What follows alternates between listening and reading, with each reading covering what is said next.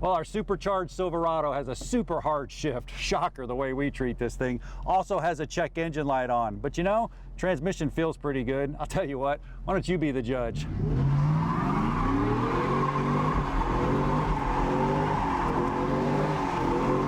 Woo, man, I love this truck. We're bringing it into Tech Garage today.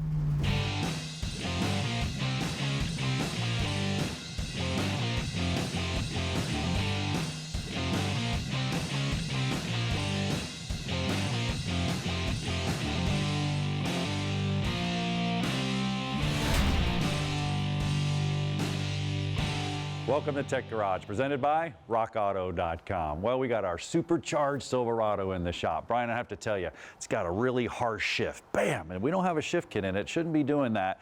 A little scary, you know. I drove it in here gingerly, nice and easy, just for the fact that I want to preserve that transmission. You know, I think I heard you earlier driving it gingerly, and I saw a big plume of smoke in the parking lot. I hope everything's okay out there. Oh, it's all fine out there. But I'll tell you what, though, we do need to dig into it. And Brian, when it comes to transmissions, man, this stuff is intimidating. It is intimidating, and it's so complex. I tell you what, maybe let's do something different. You're the professor, the doctor, the surgeon on this stuff. Maybe today you take us deep down into the guts of one of the most common transmissions on the planet, the GM 4L60E. If you don't have it in your daily driver, you probably have one in a classic car or a hot rod, right? So it's probably worth digging into this thing. You said you had a check engine light, though. There's a check engine light on the truck, absolutely. Okay, so really just a hard shift and a check engine light, shifting through all the gears, overdrive, everything's there, and it's even got a little power. It's still all right, but I drove it easy. Okay, yeah, I'm sure you did. Yeah. So when you break that down, I'll go harvest a code if I can get one. Give us some direction to start on a repair here, but this stuff is just cool. Complex, but cool. Yeah, all right, you do that. I'll tell you what, we actually had some Torx bolts on the bell housing. I just went around, took the Torx bolts out. Once I took that out, I went ahead and set the bell housing off. Super easy to do. Then I went down to the transmission pan. There was a bunch of 13 millimeters, same as you were doing a transmission service. Went around, took all those bolts off. Once I got those off, I just kind of took the pan off pretty gingerly, set it up there. We can use the pan later to soak the clutches in, kind of uses our own little cooking pan to get everything back in order. Then we took the shift solenoid out. I popped the shift solenoid out to gain access to the TCC solenoid. Two 10 miller bolts, got that out. The TCC solenoid popped out of the way. Why did I want to do that? Because I want to pull the pump. If you don't pull the TCC solenoid, you'll break it off every time when you pull that pump. So to take the pump off, I had some 13 millimeter bolts I took off, put a puller on, got a special puller, took a wrench, got a little extra leverage on it, got the pump all the way out, popped it up on the bench, popped the accumulator out, and then I was ready to pull the 3/4 clutch pack. The whole forward clutch is there. Just wiggled them, grabbed them, left the band in the transmission, popped it, flipped it up, here it is on the table. So what I want to do is I actually want to go inside here and show you a common failure. This transmission, actually, it had a first, second, and then when it went into third, it wanted to just run away. It was like in neutral. I had no third gear whatsoever. Very common is the 3/4 clutch pack, and I can show it to you right here. This is the actual clutch pack itself. I separated the lower half and put it right there. So if I come over here, I'm going to try to pop this band out, and once I get this out, we should be able to take a look at the clutches inside of there. And this is going to be the band that holds all the clutches in. I'm hoping these are going to be burnt up so we can see it. There's that. And then you have a set of clutches in here. I'm going to try to grab them all in one shot here. There we go. I got them. Oh, there's the springs that hold them in. Told you those complex, but no problem there. And then what you have is you have a clutch pack right here. So this is it. You have a steel, and then you're going to have these fibers. Oh boy, there it is. If you take a look at that right there, you see these fibers are totally worn out. So what happens is that clutch pack starts to slip. That valve body puts the fluid in there, it's supposed to engage and hold all those, and they start slipping. That third gear's running away. Very common. Look at the new clutches right here from rockauto.com. You can see it. A lot thicker, you don't see any metal on them, and then they also send you new steel plates. So I would put the steel clutch, rebuild that clutch pack. Well, that's not going to solve the problem, my friends. What is the core problem is actually the 3/4 piston. So down in here, I would pull the rest of these clutch packs out, and I already done it to save us some time. I got another one over here, and what I would do with that is go ahead and take this right here. I have to use a transmission little press. I pulled that out. This is the guy right here. I use that little press, I push it in there, and this is not a transmission rebuild class, but I do want to show you an actual pattern failure. So that comes out. Once that comes out, I can basically just give this a good shot, bear with me. and knock out the actual piston assembly. This is the piston assembly right here. And what's happening is this seal actually bleeds by, starts to get old, starts to deteriorate. Once it bleeds by, guess what? You don't get the pressure to hold the clutches. If you don't get the pressure to hold the clutches, they're slipping and burning and slipping and burning. And today's cars, man, I remember the old one used to just kind of slip, you would feel it. Well, not today. The computer boosts line pressure. So you're fine, all of a sudden, boom, you're not going anywhere. It just releases, you're done. That's a 3/4 clutch pack burnt. Happens all the time. One more thing I want to look at. Down in the bottom there, the next thing down is a drive shell. Very common problem with these transmissions, the 4L60E. I knocked this one off just to show you with a jackhammer because I didn't have any laying around the shop, but a lot of times this spline breaks off just like that, but clean. So what happens? Nothing. You got first gear and that's it. You got no reverse and it won't shift to second gear. Also, the splines right here actually strip out. So the sun gear is not making any contact whatsoever. When that starts to strip out, the same exact symptom. So you want to replace the drive shell and you want to make sure that's in good shape. Check your clutches. That's 2 common failures with the 4L60E. But Brian, we got a hard shift. P1870, my friend. Ooh, okay. Common, right? Very common. Slippage. There's our number 3. You know what? Stick around because we can show you actually how to fix this. This is actually a do-it-yourself job. I think we can pull this one off, Brian. Absolutely. Keep our supercharged Silverado on the road. We'll be back with more Tech Garage presented by rockauto.com.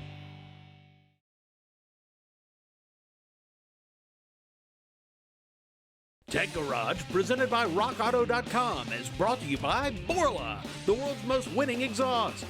Custom Auto Sound, the originator of classic car OEM fit radio since 1977. And by rockauto.com, all the parts your car will ever need. Welcome back to Tech Garage, presented by rockauto.com. John, we got the 1870 code. I know that means slippage, but before I get about the service and drain the fluid and drop the pan, why don't you tell us what's slipping, what's happening? Yeah, and I got a good idea. You're going to be draining it and replacing the valve body. But I'll tell you what, with the 4L60E, this is number 3. Well, that could be a rap song. It could be. Yeah, but you know, this is actually the 3rd failure that's going on with these things. Quite common, Brian, and it's that slippage, just what you said. Well, what's the slippage all about? Well, check it out. Boss Hog sent us a torque converter all blown apart. And what's going on in the valve body is there's an actual regulator valve for the torque converter. What does it do? Well, it allows the fluid to go through this torque converter. You got the impeller, you got the turbine here, you got the stator blown apart, but our important piece right here is the actual clutch. This is what's going on. This is the actual slippage here when you get to lockup, direct 1 by 1.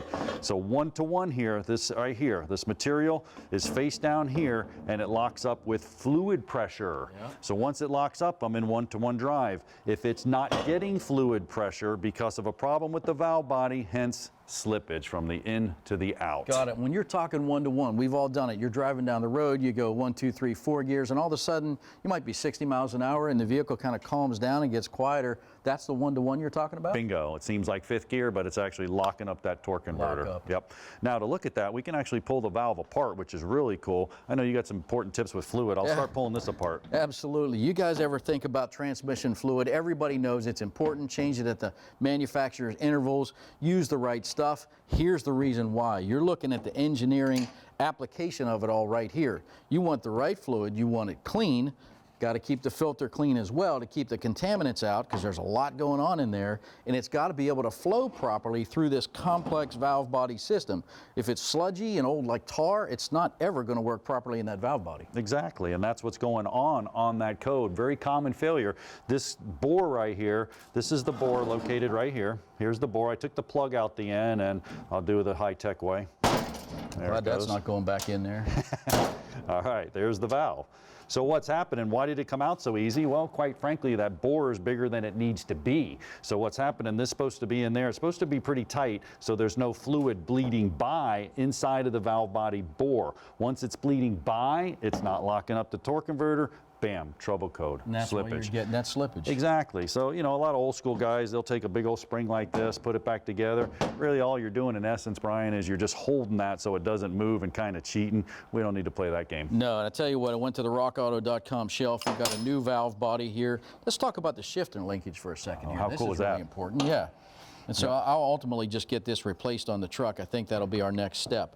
But yeah, when you pull it out of park and you put it in gear, talk about the action here, what happens. Yeah, so you're just directing the fluid. So I'm moving this is the shift valve. I'm moving it. Really nice. You got all these electronic valves right here for your different shift solenoids. It's a 4L60E, 4 being a 4-speed, L being longitudinal, E is the electric. 60 is the ratio of the actual torque of the transmission. So that electronics are all built in. So you're shifting everything electronically, but man, you still got to move that valve to get it going. Kind of just like up on the top of today's complex engines, we got all the engine management sensors getting the optimized performance out of it. The same thing's happening down here at the transmission level as well. Well, I'll tell you what, Brian, you got your hands full. I mean, it's a do-it-yourself job. You guys can get out there and do it. You got some balls under there, like check balls and some fluid passages, but we'll go ahead and get our supercharged Silverado back up on the road. Don't go far away, though, because we're going to the LS lesson, man, and we're talking about putting the heads on there and proper torque sequence. Going to be a beast. Stick around. There's plenty more Tech Garage brought to you by rockauto.com.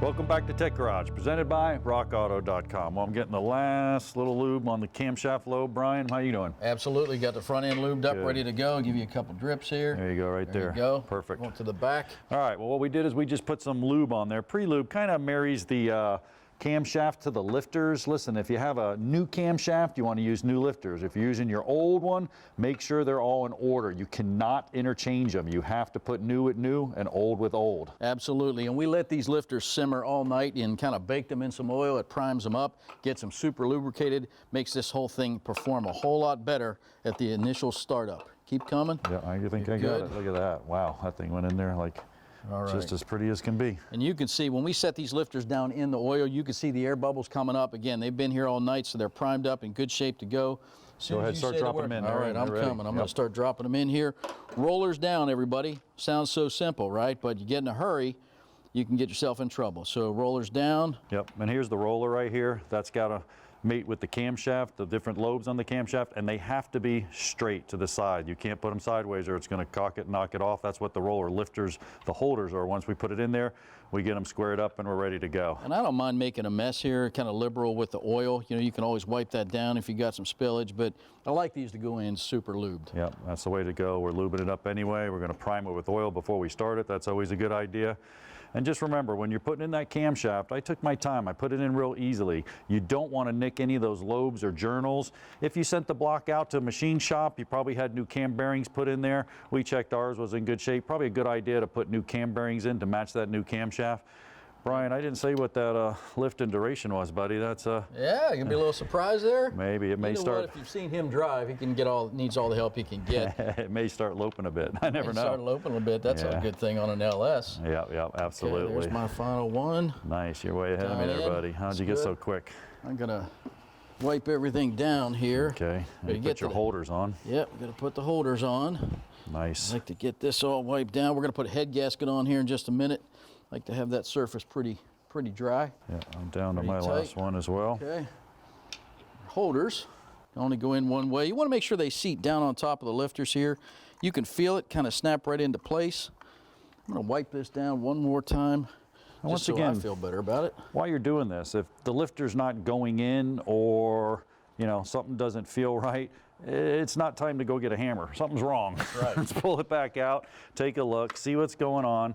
It's really no big deal. I mean, this is where time and being patient pays off. You want everything to be precise. We've been doing it all along, and we only got 3-4 minutes per segment, Brian, but we go back after and we torque everything and make sure everything's right, and sometimes we have to pull something back out, make a rechange that we know is not going to work. We don't want to put it in and be done with it. That's not the way to do it. Right beats speed all day long, especially you're this far in. You give yourself permission to do it really right. Absolutely. You almost got yours whooped there. I'll get my last one over these lifters, make sure the little flats of the lifters are up. Looks like they're seated all the way. Brian, you ready for put a little head on there? Absolutely. Let's talk head gasket here for just a second. Now, we got a new set, of course, for this build. Now, when you put it in, set it in, check and double check and triple check all your passages. Make sure everything lines up properly, get it seated properly. I'm actually going to get my gloves off so I don't get any oil on that and contaminate it. And then your time to set the head on. All right. Man, we know Yeah, the deck look at this surface is guy. clean. We know the head's clean. Everything's Perfect. in good shape. Yep.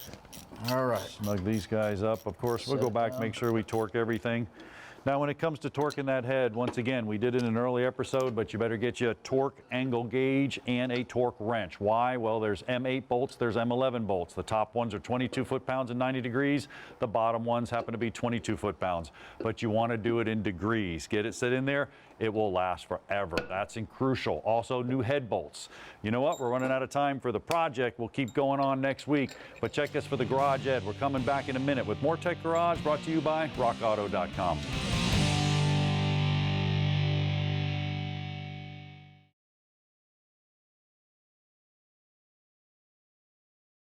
Tech Garage, presented by rockauto.com, is brought to you by NH Oil Undercoating, the official oil-based rust prevention system. Steel Rubber Products, quality crafted rubber parts and weather stripping. And by rockauto.com, all the parts your car will ever need.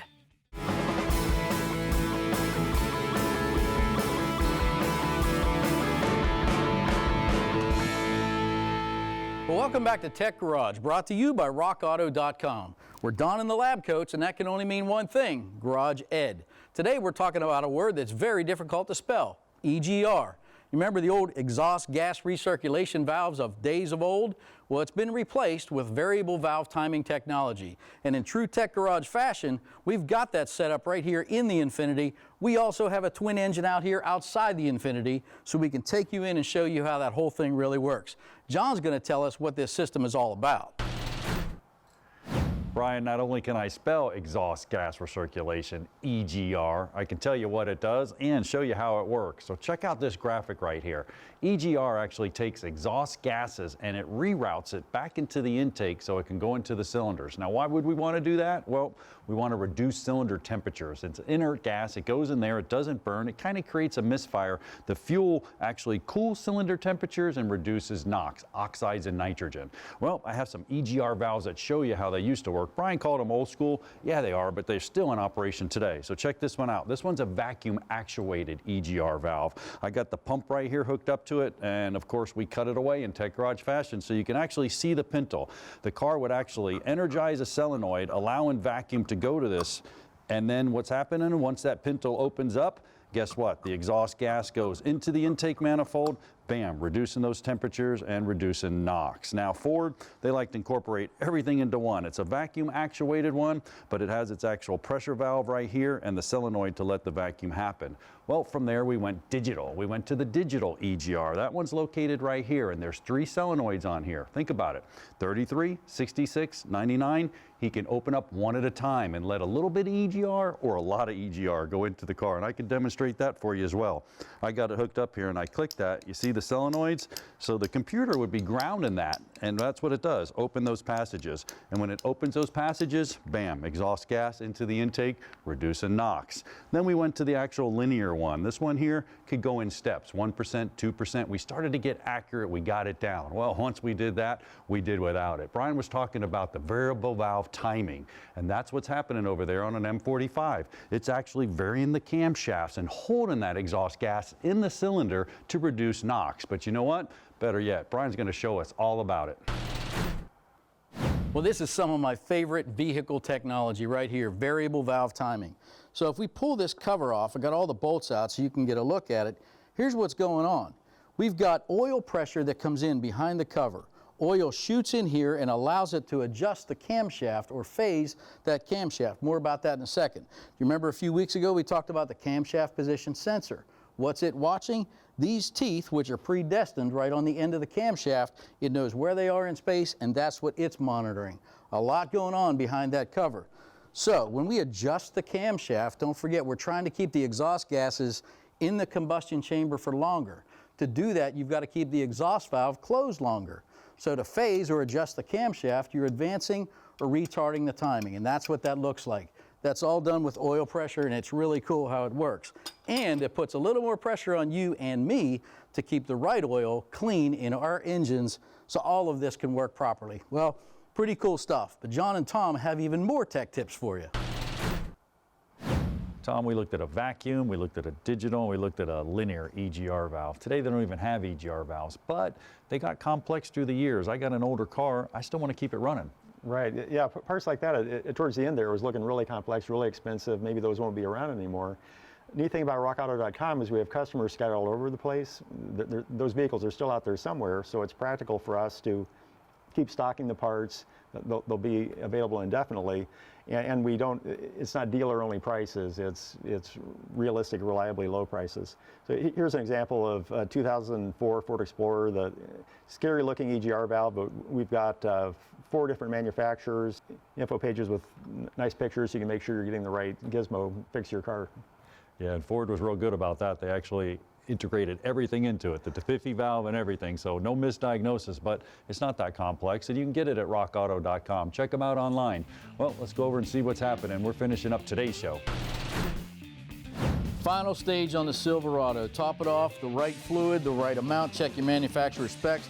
John, all we got to do is cycle it through the gears, get everything warmed up, do a recheck. That's it, and then I'll take it on a gingerly test drive. No, I fixed it, I'm driving it. Yeah, that's fair enough. You get to fix it, you get to drive it. You know, it was a great show today. We did our LS build, we did our cylinders. That sequence and that pattern is key. Absolutely, and also in Garage Ed, we did the outputs. I love that, it's all coming together. Yep, it's been a great show. You know what, we're out of time for today, so we'll have to leave you from the luxurious Tech Garage Studios right here at Chipola College, presented by rockauto.com. Production assistance for Tech Garage is provided by Chipola College, located in Marianna, Florida. Founded in 1947, Chipola was ranked recently as one of the top 3 community colleges in the United States.